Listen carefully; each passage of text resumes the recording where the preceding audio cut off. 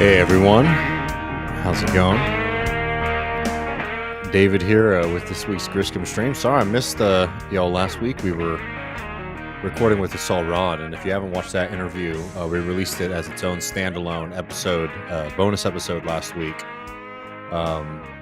for all of y'all. So make sure that you check that out if you haven't seen it, because Saul is a wonderful, and important voice and resource out there to help people understand what's going on in Iran. And on that, this will be a little bit shorter than usual because I'm going to have to meet Gene in just a moment. We're recording this week's bonus episode for patrons. You get that patreon.com/leftreckoning. Gene put a piece out in Jackman Magazine, which y'all should all read if you haven't already. He didn't pick the title he wants to remind folks of, but the Kurdish struggle is at the heart of the protests in Iran. Gene's analysis here is really important, so we're going to join him. He's going to join us, to talk a little bit about that piece, and also why everything out there is not a fucking color revolution. I'm pretty exhausted with a certain segment of the kind of left-wing American movement sort of seeing every kind of social struggle in other countries as being not worth your support because maybe the CIA is behind it. It's a really simplistic and nasty view of other people and of politics. I mean, especially in a moment right now in Iran where it's like, Iranians know what they're doing. You think that they're ignorant of the, of the sanctions against their country? Do you think that they're sitting here, though, and saying, oh, well, I'm just going to accept abuse from the state because I see that my state is sort of lined up against the United States empire? You can be able to hold two things in your head at the same time, that we should oppose American sanctions, we should oppose American intervention in Iran, while also recognizing that, the Islamic Republic does really horrible things to its people, and people have a right to stand up and demand better for themselves. It's truly such an anti-solidarity position, but I don't want to get too worked up about it now. Got to save some of that energy for Gene Bachelon in just a moment. A couple quick things before we get into questions. I see there's already a couple in here. Don't forget, we're going to be in Los Angeles, California on October 23rd. Tickets are up now at the TerragramBallroom.com. We're calling the show Give Them a Revolution. This will be me, Matt Leck, Ben Burgess, Anna Kasparian, Nando Villa, Danny Bessner, Deep State Cuba, and C. Derek Varn. It's going to be a hell of a lot of fun. I'm all booked up and ready to go. I'm looking forward to seeing everyone in person. I mean, it's been a long time since... actually, I don't think I've never met Jason in person, and the last time I saw Ben was when he was here in Austin doing the Joe Rogan show, which was a little bit of a whirlwind for him.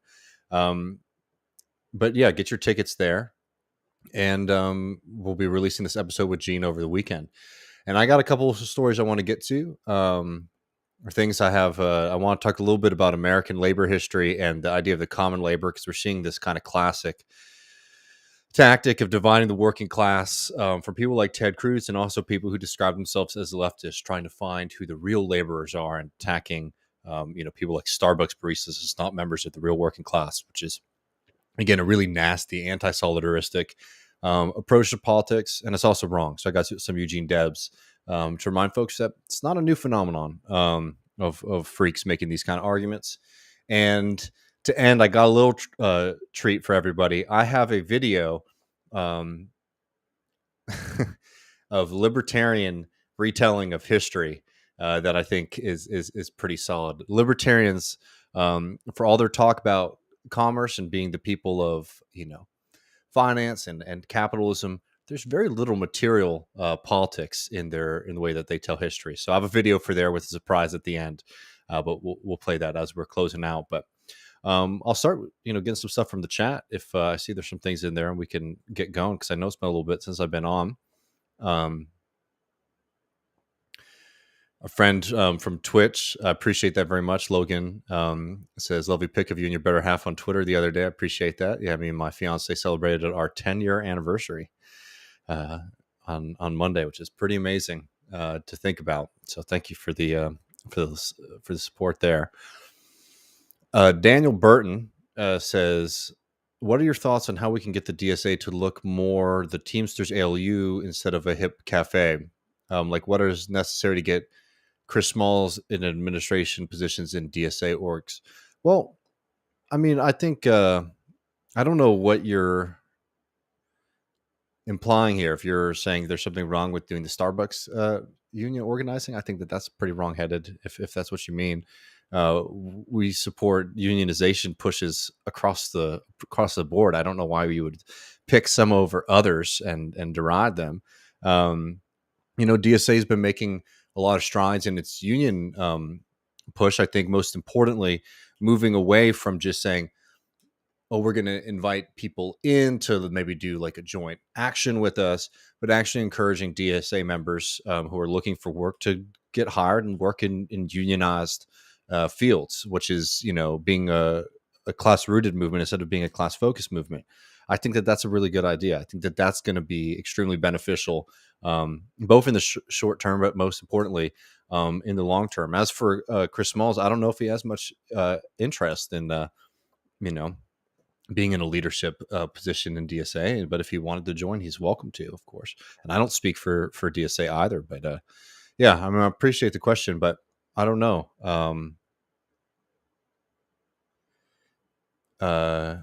Maybe if you rephrase it, maybe I'm missing something that you're getting at.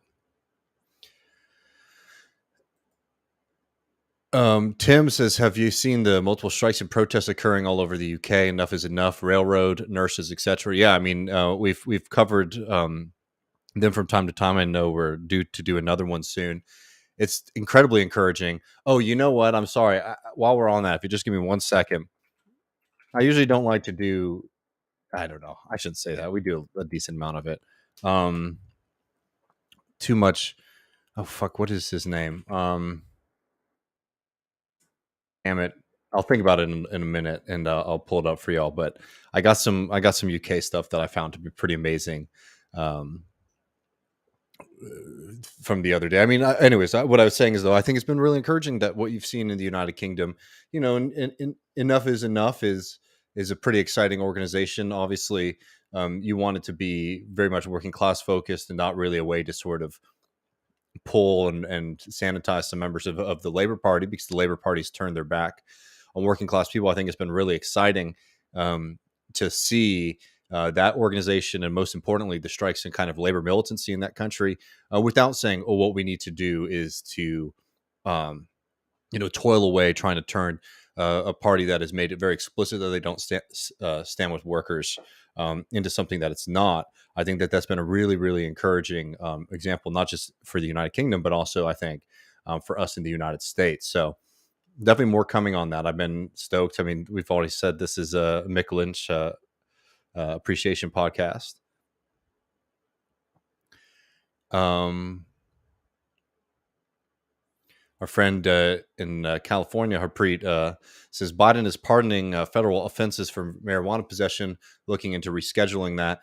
Yeah, I saw that. I mean, very good. Great news in the sense that, like, that's going to affect a lot of people's lives today. I think that's wonderful.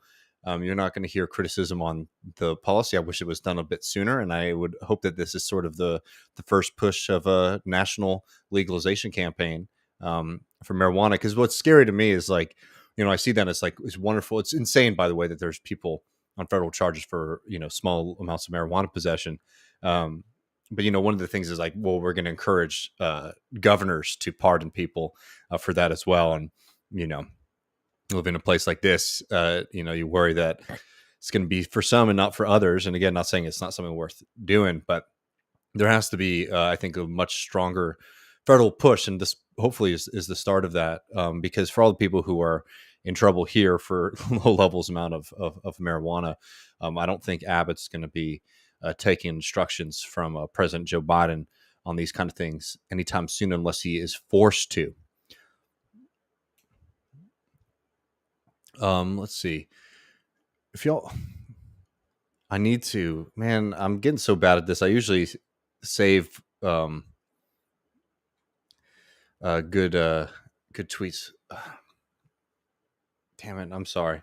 Maybe his name is escaping me, and it's a big one, so I'm a little embarrassed. But Daredevil, it's a little bit of good support here. Says everyone, please go find David's YouTube short on Peterson. All the comments are from incels defending Peterson. We should show them why they're wrong. Yeah, go in there and have some fun. I have not been checking that out, but it's always good to do some Peterson debunking because I think he's a bad guy.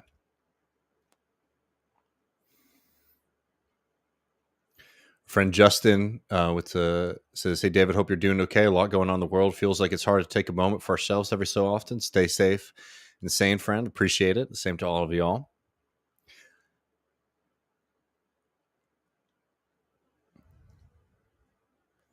Let's see.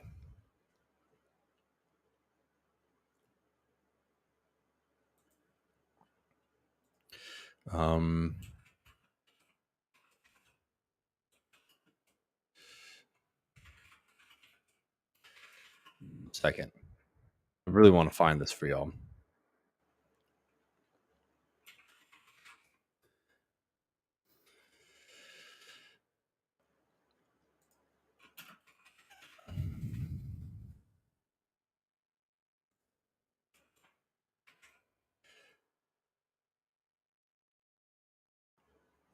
Here we go. I apologize for the delay here, but I did need to get this because it's on my mind. It was going to drive me crazy. It's a hard thing about doing these things live is sometimes you remember something last minute.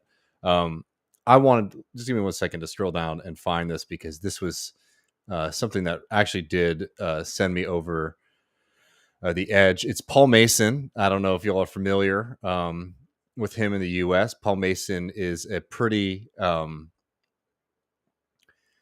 big UK commentator, and he's a funny guy because he's made a name for himself as as like a kind of labor adjacent socialist commentator. He was somebody who had some support of Corbyn, but the second that things got rough there, the second that the attacks started coming in, you started to see Paul Mason getting very, very silent. And he's done this very weird thing, trying to sanitize Keir Starmer, somebody who has come out explicitly, someone who's trying to make the Labour Party as friendly to capital as possible. It was already fairly friendly to it before. I need to share this with y'all, though, because honestly, there's not even too much commentary that you can do on it because it's so insane. But I got to take y'all into this thread here from Paul Mason last night. Manifesto for a different left. Starmer has pledged an end to austerity, repudiated trickle-down economics, will renationalize rail and decarbonize the electricity systems by 2030. That's the paradigm that the left should fight for. And here's where it gets really good. I backed Starmer because I thought he was the only candidate that could unite a badly divided party after 2019, and because I knew that he is committed to class politics. Pretty fucking amazing thing to say right here. When what has happened under Starmer in the United Kingdom, Starmer has purged the left from the organization, attacked Jeremy Corbyn personally, taken away the whip from him, and has now, as these historic strikes are going on in the United Kingdom, like we were just talking about a second ago, has actively disciplined membership of the Labour Party for showing up in solidarity for railroad workers who are on strike. I don't know what kind of fucking mental gymnastics that you need to do to sit here and say that this is somebody who's committed to class politics when you're seeing one of the largest class movements in recent history in the United Kingdom, and you're telling your people in your party, you got to sit on the sidelines or you're going to face punishment for this. I mean, that's some next level stuff.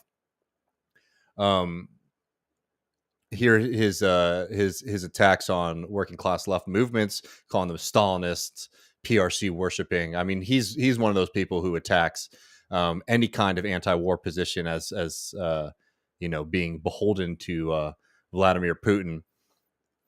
4, we need a left dedicated to deepening the Starmer project and injecting movement from below politics into the drive for its objectives. Well, I wonder what movement was actually really trying to make sure that the Labour Party was more responsive to its membership. Was it the Corbyn movement where they massively expanded membership in the party, or is it Starmer who's done everything that he can to push out the kind of active base of the Labour Party, demonize the left, and push people out of the party who aren't extremely friendly to British capitalism?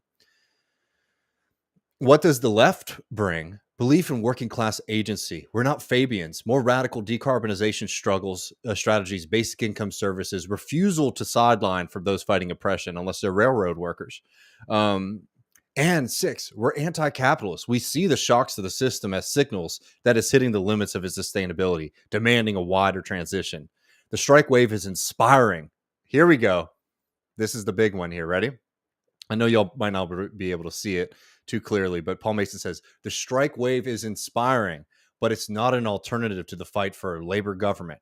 Let's link the struggles, organize precariat, win pay, and recognition battles. But power is key, and so is defining the new economic model. And like, this is why Paul Mason is such a fascinating character to me, right? Again, I think people watching might have different experiences knowing who he is. But as a figure, he's always done this kind of thing where he tries to merge some kind of left language. So we're anti-capitalist, we're pro-working class, bottom-up politics with a movement. I'm talking about the Labor Party as it currently exists. That is absolutely antithetical to all of those ideas. And he takes all the way till tweet 7 here to say, hey, y'all might be excited about a strike wave, literally working class people saying, we're going to fight back and we're going to demand what is rightfully ours. And we're asking for the community and people in the broader sense of society in the United Kingdom to stand with us and fight. Paul Mason says that's inspiring, but it's not the real deal. The real deal is supporting a corporate-backed, anti-left, pro-capital, London exclusively loving fella like Keir Starmer, somebody who's demonized the left, has been a very happy junior partner in the Tory government, who is now getting a little bit of a boost in the polls because of how horrible the Tory party has been, not just in recent history, but for a long ass time that they've been able to be in power because people like Mason, because people like Starmer refuse to do working class politics in that country. So here's Mason here reminding y'all that, yeah, while you might be excited about working class people doing something, creating a movement, fighting back, building power, it's nothing compared to what it could be if you just sort of line up nicely behind fucking Keir Starmer. Just truly amazing to me. Again, like, there's not too much analysis you can do there because it's fantasy politics, right? It's fantasy politics that Starmer is somehow holding up the banner of the left. Mason knows it for sure. But he's made a nice little, carved out a nice little corner for himself, basically trying to use some of the language of the left, solidarity, bottom-up movements, and using it to excuse a top-down bureaucratic project that is the current Labor Party. Really nasty stuff, if I'm being completely honest.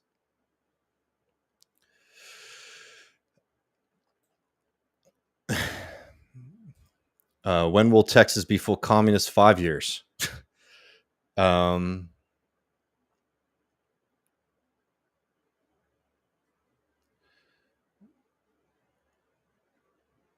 Let's see. Might jump around.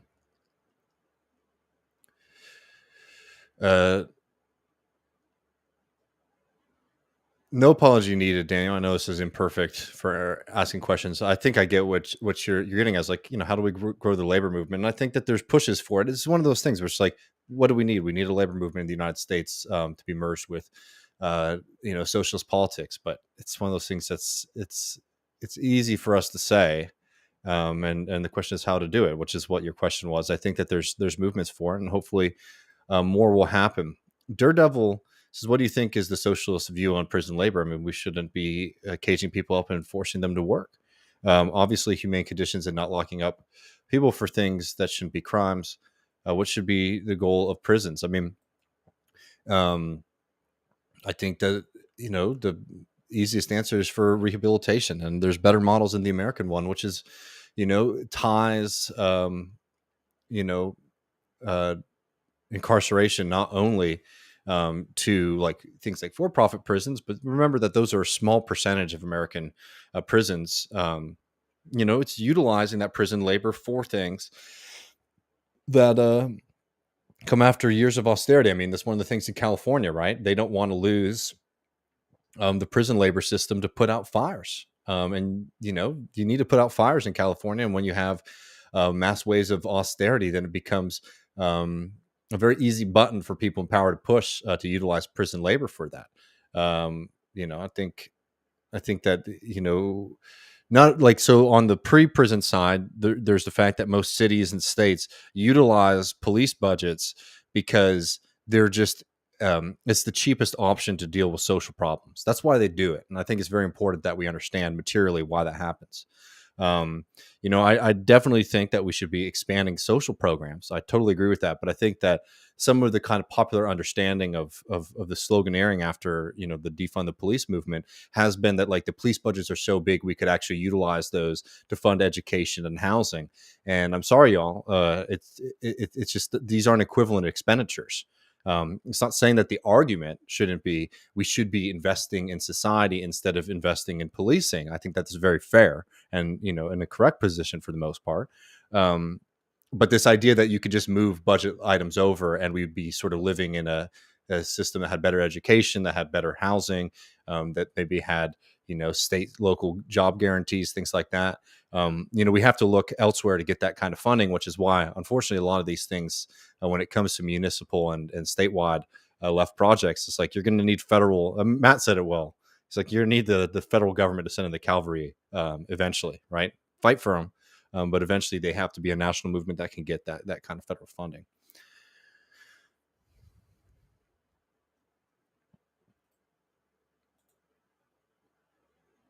And this is a good suggestion from Sune. Anyone catch the documentary on Al Jazeera about the nasty deed of the Starmer regime? I think people should definitely watch the Al Jazeera documentary on what happened in the Labor Party. It's a shame that it's um, been sort of silenced. I think most people haven't been able to see it. Highly suggested. If someone has it, put it in the chat, and I'll put it on screen for everybody.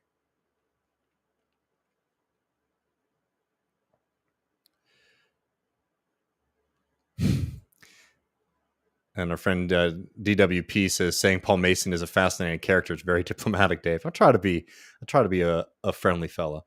Sune says louder for people in the back. I think people need to hear about Mason. Infinite Content says, have you talked about the Biden marijuana decision? We did. I mean, it's definitely good to be getting people out of prison for low level, possession of marijuana. I'd like to see that expanded to much more. Stoked, appreciate to have you on. Zach says, "Hey, David, new patron, but I've been listening for a while. Appreciate you joining up and listening for all this time. A history book recommendation for the stream: the Bootleg Coal Rebellion, the Pennsylvania Miners Who Seized an Industry in 1925, 1942, by a great guy, Mitch Troutman. Hell yeah, I'll put that on the list. Definitely want to check that out."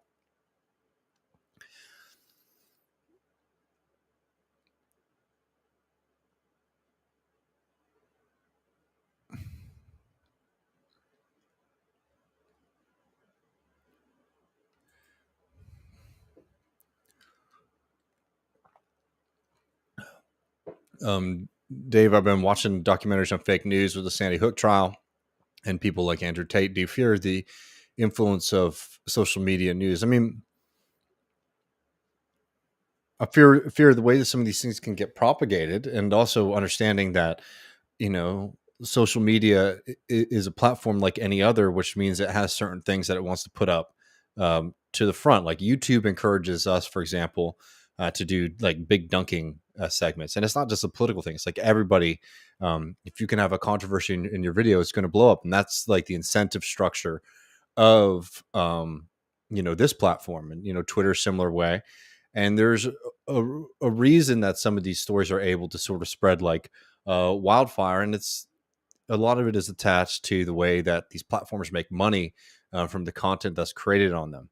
I bring that up just to say that, like, I don't know, fake news stuff, I think people get a little ahistorical about and utilize it as an excuse. Like, oh, we lost this election or this movement failed. It's because of fake news. And I'm not saying it's not an issue that you have to think about and to find a way to overcome. But I think too often, like the fake news excuse has become just that, like an excuse for political movements that have failed on our side.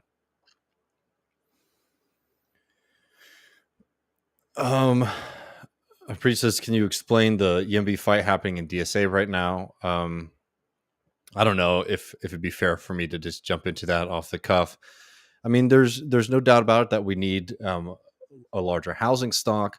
I think that people should be very careful about who they're sort of lining up next to, too. And I think that a lot of times, especially when you're able to have like nice little acronyms for things like NIMBY or YIMBY, a lot of the different positions that people are arguing for sort of get lost in the scuffle.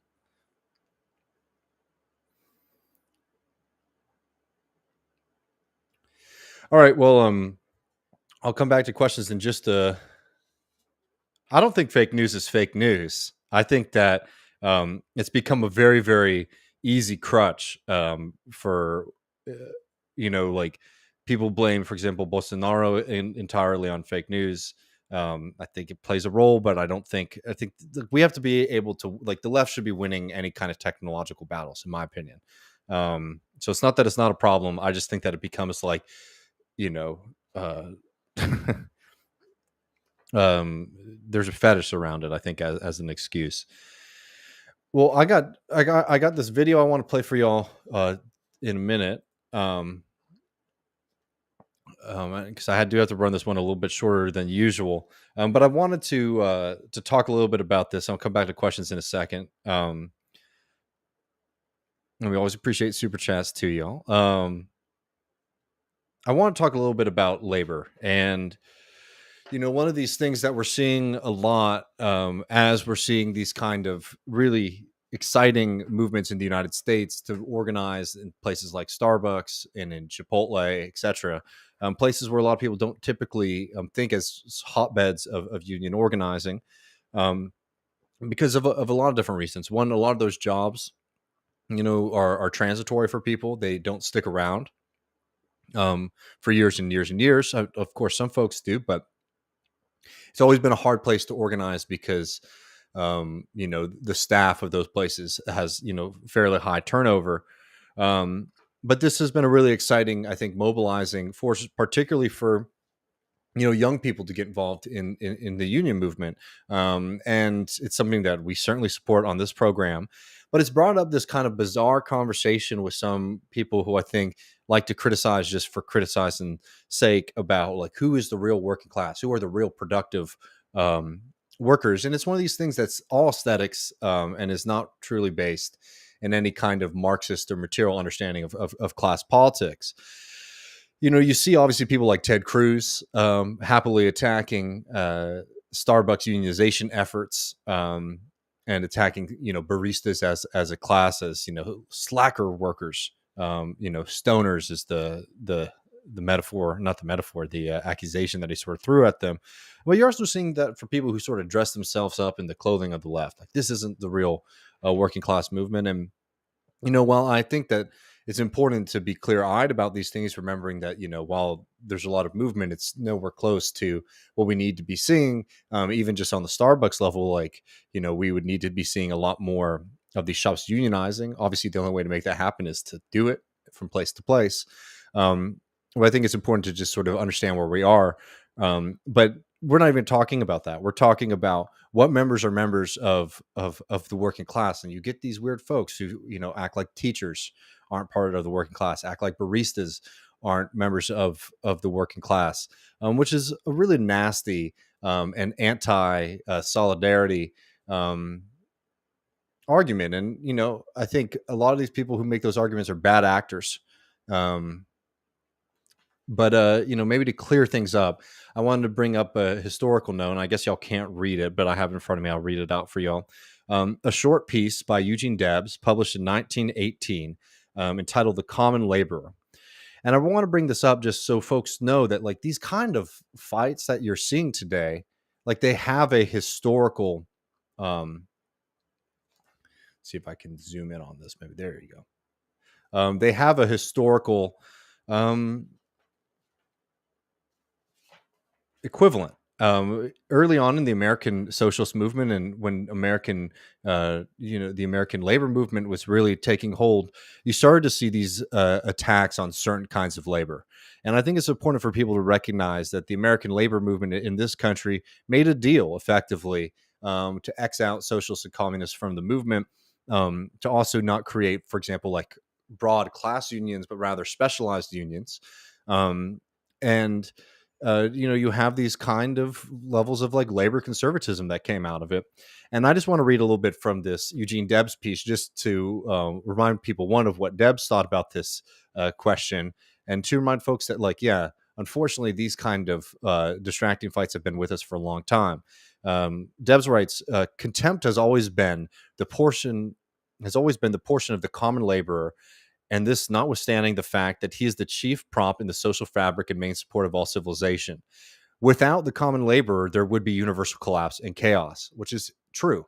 Low wage workers, what people call unskilled workers, do an incredible quantity of labor on a daily basis that makes sure that the system functions, right? And there are industries that we might call, quote unquote, strategic industries, places like hospitals and schools, things like transportation, like railroad workers, that I think when we're building political strategy, do take a bit of precedence, because they're things that are very hard to outsource. They're things that are very hard to automate, and they are very, very critical functions of labor.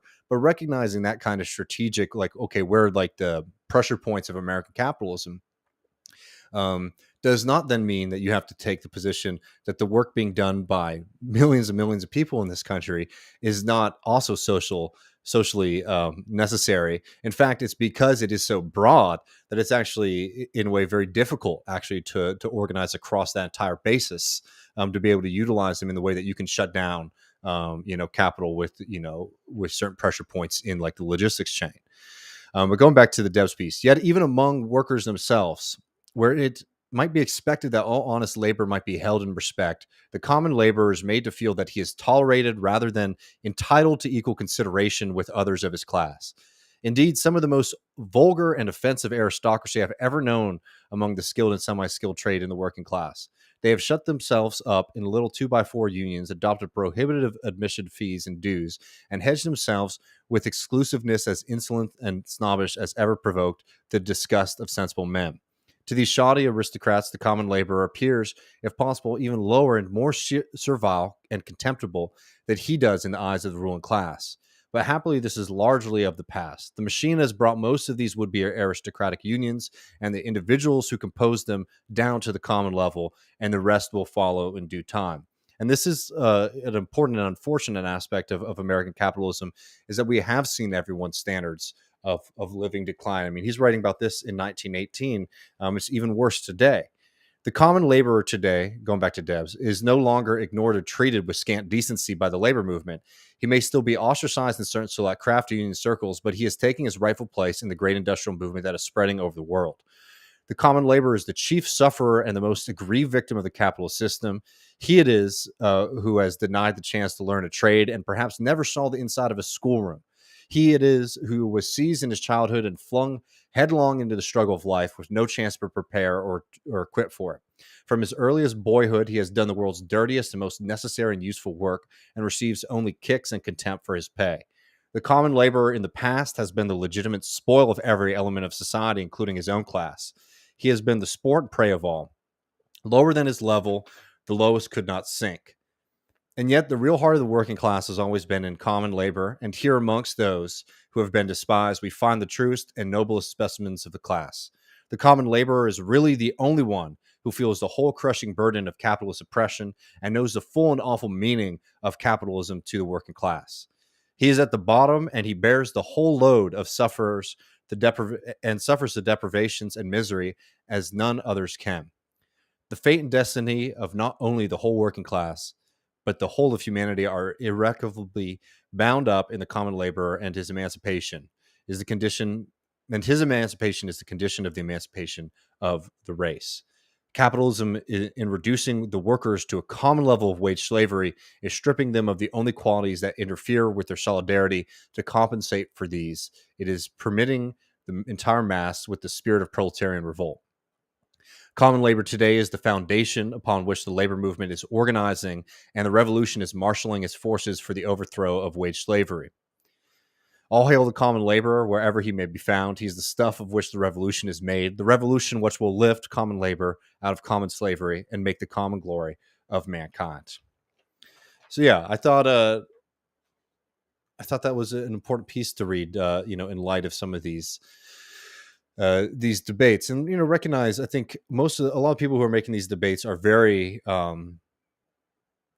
much bad actors, frankly. But you see this a lot of times where people are trying to find like who represents like the heart and the spirit of the entire working class. And again, like a lot of these things aren't material arguments. What do people do? What is the labor that they do in society? But it's aesthetics. It's just like, does this person look to me like a cartoonish version of what I think a working class person looks like? I think it's a really nasty and anti-solidaristic position to take. So listen to Debs on that. Well, let's see. I got a couple more minutes. I have this video I want to play to bring us out with. I'm going to go back up and make sure I didn't miss any questions. Appreciate the comment here from Brennan. Says, speaking of social media news, I've always loved how you guys, back into the Michael Brooks days, have been able to engage with the news cycles when it's useful, but also not to have the weekly content defined by that. Well, I appreciate that very much. I think we had a good example of that this week. We had Brian on talk about the Brazilian elections, and then we had Ben Fong and Melissa Nashek on to talk about the problem with NGOs in the left, which is a pretty evergreen conversation. People should definitely check that out if they haven't seen.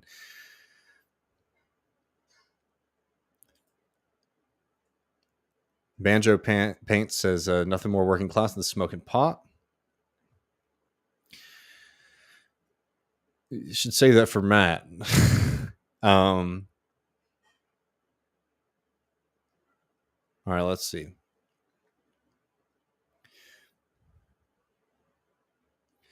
It's pretty impressive. I mean, Rosa Lux says Biden just, pardoned federal level people, in federal prisons for low level marijuana charges. Literally thousands of pardons with just a single signature. I mean, yeah, it's pretty amazing the power of the presidency, and it's a shame it's not used more often to help people because it can be immediate like that.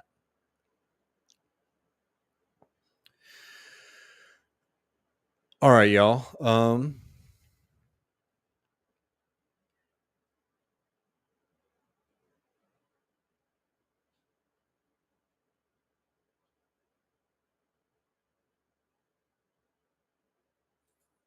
This is one of the better slogans of the left. There's nothing too good for the working class. Put that on the banners.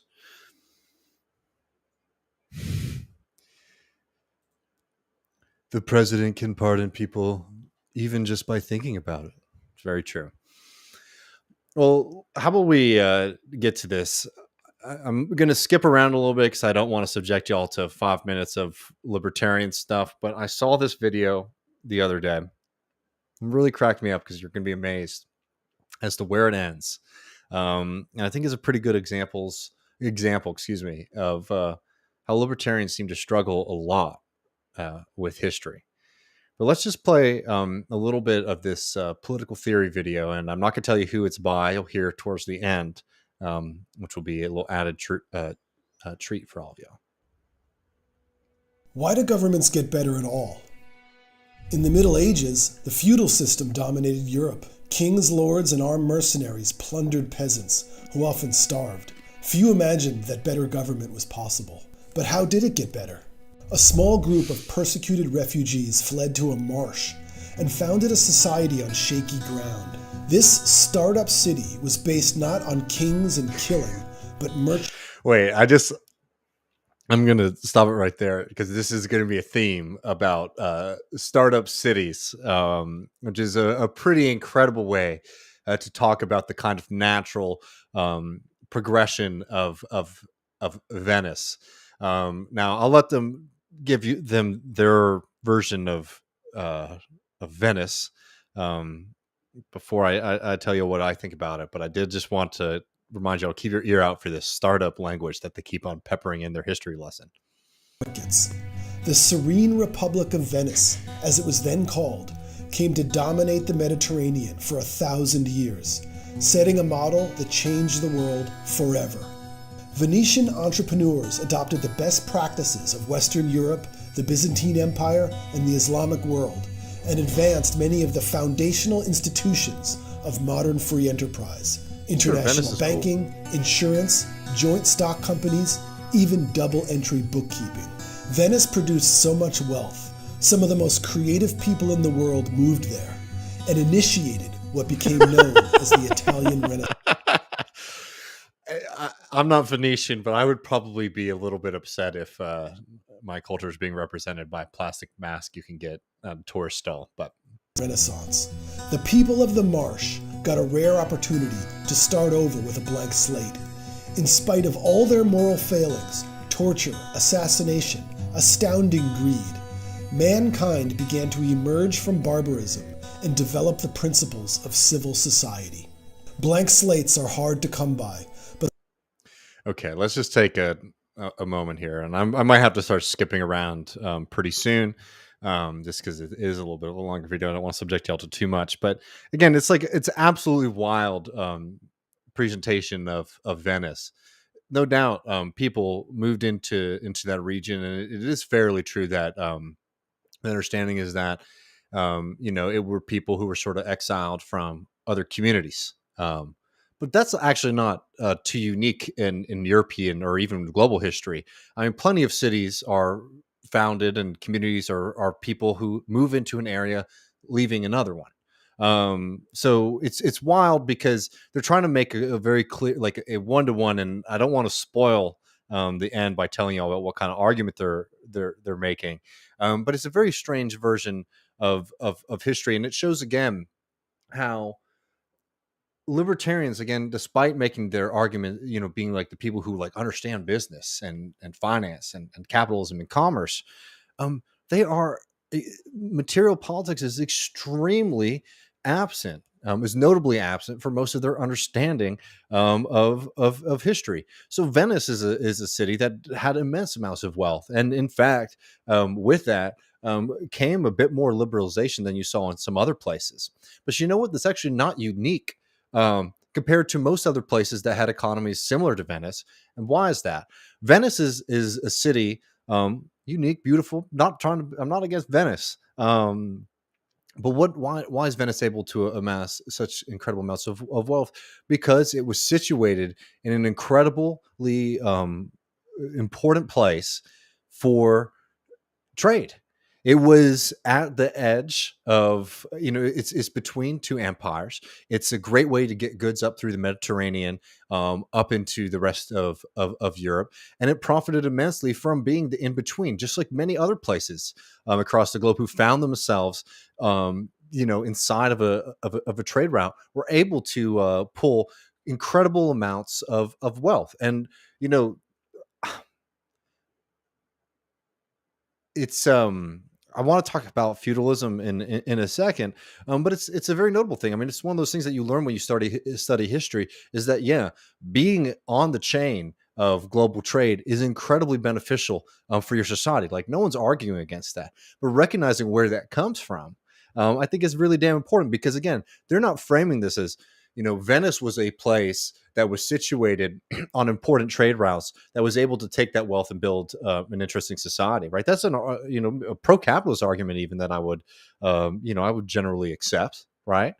But that's not what they're arguing here. They're arguing that smart people who had crazy ideas got together on this marshland that everyone thought was worthless and useless, and they created the greatest city in Europe, right? I mean, that's effectively the argument. Again, not about its relationship to global regional trade, but rather a bunch of people with some good ideas got together, and those ideas went out and beat out the other ones.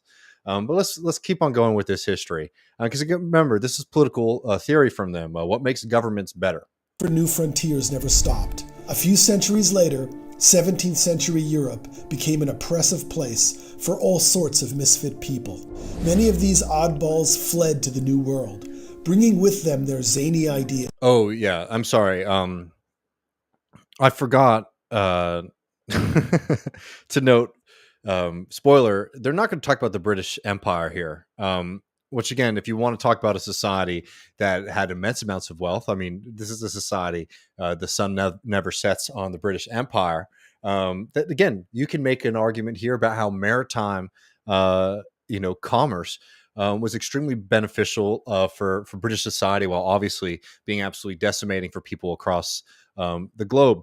I want to go back to one of the things that they skip. They make a comparison between feudal Europe and pro-commerce Venice. And I think this is one of those things where it's again, as a political philosophy, libertarianism is extremely shallow.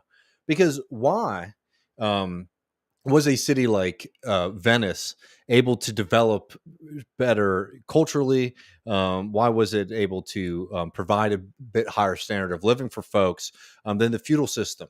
I'll tell you why. And it's also one of the reasons that Marxists recognize that capitalism was an incredibly powerful and progressive force in society, because by taking the power away from feudal lords into the hands of a kind of merchant class, a capitalist class, you then start to see much more investment in society. Why is that? Because there's a difference between early capitalists and feudal lords. And the main difference is feudal lords consume their wealth. I'll say that again. Feudal lords consume their wealth. You get, by virtue of your blood, the right to have peasants come work on your land, the right to get a percentage of yields from serfs who live on your land, and you're also entitled to their labor a certain percentage of the year. But that was not utilized to then invest in, I don't know, windmills in farming communities or in better production systems. It was used to be consumed by the lord and their family, and maybe to fund some adventures when you want to go and get a little excited and fight some fight some other lords that you're pissed about. Right? Feudalism was a very, very wasteful system when it came to reinvesting, reutilizing the wealth that was created by the labor of the many. Right?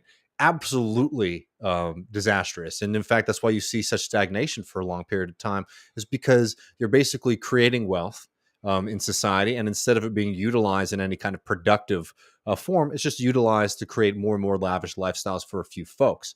There's no interest really in expanding your wealth by reinvesting in production, maybe by trying to get someone else's title so you can get a little bit more shit. But it was an extremely wasteful way to organize society, which is why when early forms of capitalism started to become in competition with the feudal system, you started to see a lot of these European societies go through massive shifts. Because if you have a part of society that is actually utilizing social wealth, and obviously it's still exploitation, it's still being pulled into the hands of very few, but because of their position, because of the way that they need to see their profits increase, they're much more willing to invest in production, which creates more and more stuff, which generally creates more wealth in a society.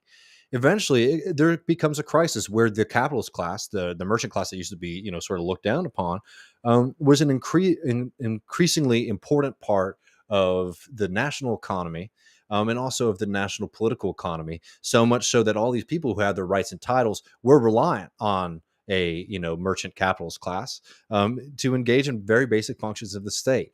Then what happens? Well, that capitalist class says, well, these rights of blood and privilege, they don't work for us. We're creating a lot of the wealth. We need to start to see society into liberal. I'm fast forwarding very quickly, but just saying to bring this up, like that is the Marxist account of the transition of feudalism into capitalism in Europe. And it's a libertarian could latch on to that if they wanted to, right? So look how great commerce is. Look how great capitalism is. But instead of doing that, they do this very bizarre fucking move where they make it into like these misfits and strange upstarts create startup cities that win out in the end, instead of actually looking at the actual history of the globe. Let's go to America, where we're about to hear another pretty wild mythology. Among them that people should govern themselves by vote. The misfits demonstrated that the naive utopian ideals of democracy and constitutional republics could work better than the kingdoms that prevailed in Europe. There were true faults: genocide, slavery, child abuse. But the startup societies in North America created innovations that utterly changed the rest of the world. Centuries later, authoritarian. All right, Charleston, South Carolina, startup city of the year. So, like, I mean, what happens in America? Again, it's just wild thing. People were fleeing the European kings. No, these were chartered by the governments of European societies that had incorporated mercantilism like into their like the fabric of their state being. For the British Empire to succeed, it needed to continue to expand and create more colonies so that it was able to extract natural resources from North America, to be able to extract resources and value created by slave labor in North America, to then be traded where? In the United Kingdom. Right. So it wasn't startup societies. It was the expansion of state run mercantilist systems. Here's an example to help people understand this. We got 13 colonies, right, in the United States. If you look at American history, you look at the history of the big cities. There's a city that was extremely dominant throughout most of early American history, right, under the British, that became a much smaller city, very pretty place. I'm talking about Charleston, South Carolina. Charleston, South Carolina was a very important port for the British because it was situated in a place that was very close to the other colonial possessions in the Caribbean. It was a conscious project of the British state to invest in Charleston, South Carolina, to basically make that city function as a global regional port, even if it might not make as much sense. I don't know if these things were just to sort of come up naturally. And it's why you see Charleston fade very, very precipitously as like a major American port after independence, because the American government wasn't willing to make those same kind of investments in Charleston, and the ruling class in the South wasn't particularly interested in being a mercantile civilization. They had the slaveocracy, which worked pretty well for those at the top there. I just bring this up to say that like this kind of wild notion of American history as being like startup cities of people inspired by good ideas instead of things that were deliberately planned to say we want we want to invest in certain cities so that we can profit in the United Kingdom, is again completely ahistorical. And you can make the argument, this is government being bad. Charleston wasn't a great port compared to a place like New York or Philadelphia. But they don't. They make this kind of wild ass story about nice, interesting folks, the weirdos coming together. And, for libertarians, they do have to highlight the weirdo aspect a lot. Came to dominate a third of the. I'm going to skip the communism thing. I know libertarians will whine. I will tell you their argument exactly, because it is a pretty basic one. It's, again, not even a good argument from their perspective. It's the argument that the Soviet Union collapses because of the Beatles and blue jeans, right? People wanted American culture, so they revolted, which again is a very simplistic notion and denies people like the actual agency against a lot of the things in the Soviet system that people were rebelling against. The end of the Soviet system came after years and years and years of collapse within the Soviet economy, precisely because as you started to see the rates of profit that you could get from production decline, what did we do in the West? In the West, we didn't, despite all this talk of popular culture and better lives, what's happening in the United States, in the United Kingdom, in the 70s, 80s, and 90s? What are those years? Years of massive austerity, cutting of social services, depressing wages, outsourcing industry into other low-wage countries, and decimating the working class in the West. The system in the United States and the United Kingdom was much more willing to do austerity than the Soviet system. And on that level, the Soviet economy just could not compete with it, which created massive amounts of stagnation in the Soviet economy, which eventually left a system that had been very, very decrepit politically and socially, to not be able to withstand the shock of Gorbachev basically trying to open up society. And then we all know what happens afterwards. life gets much, much worse in Russia. The rise of right-wing parties supported by the Americans because they didn't want socialists, democratic socialists or communists to come into power, putting their finger on the scale. They talk a lot about Russian interference in 2016. Y'all look what happened in Russia post-Soviet Union. Again, though, immaterial history. So it's not about the economic system or the willingness of American capitalism to impose punishment on the American working class. It's blue jeans and Beatles, right? It's the kind of shit that sells books at the airport. So we get the argument from them, though. The argument is smart, interesting people sometimes go off and do their own thing, and then it works out better, and then things change somehow. And it doesn't really make it clear how they changed in other places. But seems like they might have an idea for something we should be doing next. And I think this will make y'all happy when you hear what the solution is. Something new and see if you can attract people to move there. The more experiments, the more surprising solutions and shocking failures we discover. As long as people have the freedom to leave experiments they don't like and choose the ones they do, the bad ideas go bankrupt and the good ideas change the world. What if I told you there's a technology for that?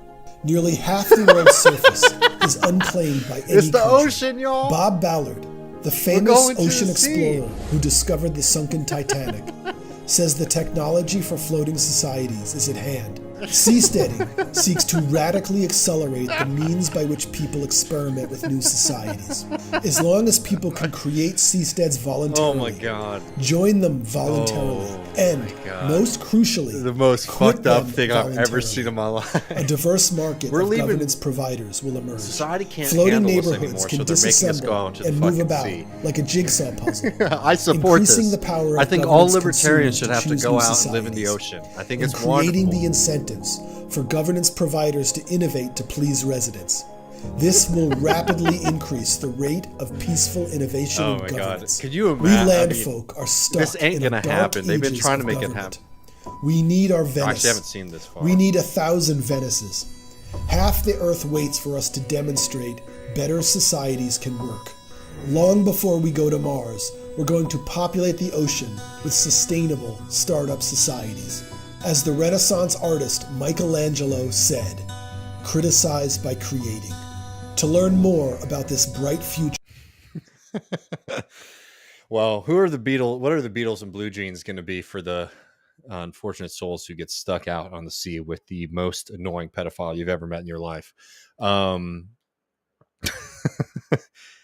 Queen Cardi B, please help to save these souls and bring them back to America. I don't know, like it's awesome. They've been doing this for a while. I'm sure some people have heard about these seasteading things. It's not taken off. Peter Thiel invested in it, but he just sort of takes a try anything approach to these things. Because like if you're rich, you want to be able to spend your money on some shit. And there's only so much wine you can import onto your fucking barge in the middle of the Pacific.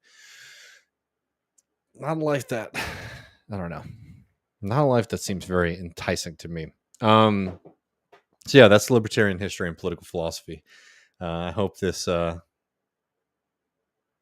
that was interesting to y'all. Honestly, I would love to stay and chat a little bit more on this, but I have to go meet our good friend Gene Bajlon to record this weekend's bonus episode on how everything is not a fucking color revolution.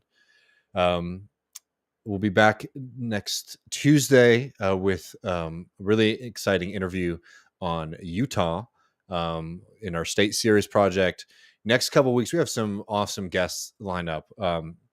We got Brett coming on from Rev Left Radio. We're going to be talking about building left-wing movements in quote-unquote red states. I might see if I can get him to talk a little bit about this MAGA communism thing and LaRouche, because he's done a couple episodes on it. And then we're also going to be joined by our good friend and teacher, Harvey K., who has a new book that's out now, The British Marxist Historians, with a new introduction and preface. So we'll be getting him on to talk about that work. I always love having Harvey back on the show, and I'm excited to have Brett. We've been meaning to get Brett on for a long ass time, so I'm excited to be doing that. And yeah, Appreciate everyone so much. Hope that was a good reminder to whatever you do, don't become a fucking libertarian. And we'll see you all this Sunday with Gene Bajelon for patrons and the rest of y'all on Tuesday. Take care.